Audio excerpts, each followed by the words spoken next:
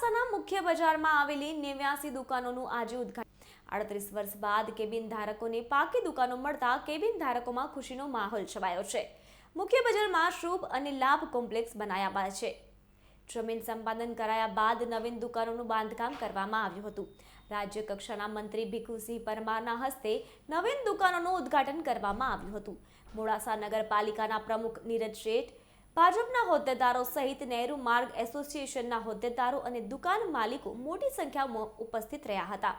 મુખ્ય બજારના માર્ગ પરથી કેબિન ધારકોએ જાતે જ દૂર કરી હતી, જેથી માર્ગ પહોળો બનશે અને ટ્રાફિકથી રાહત મળશે। ઋતુલ પ્રજાપતિ, અરવલ્લી, અસ્મિતા ભારત। આજે મહાશિવરાત્રિનો પવિત્ર દિવસ છે। સૌને મહાશિવરાત્રિની શુભેચ્છા પાઠવું છું। આજે મોડાસા શહેરની અંદર દુકાનોનો જે પ્રશ્ન હતો એ છેલ્લા 38 વર્ષથી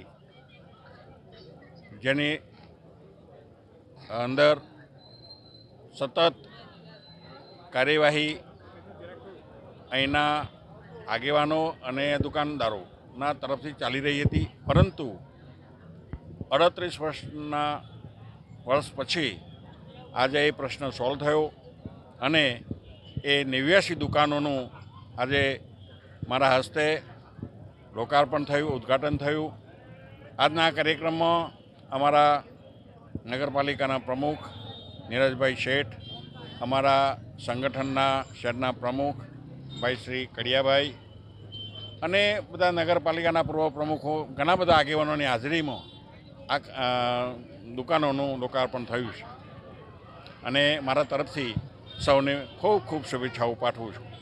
કાલે સરકાર તરફથી બી પ્રતિક્રિયા આવી છે કે કાયદો તમામ માટે સરખો છે, તો આપના જે પોસ્ટરને માર માર્યો તો આપના તરફથી કોઈ ફરિયાદ દાખલ કરવામાં આવશે?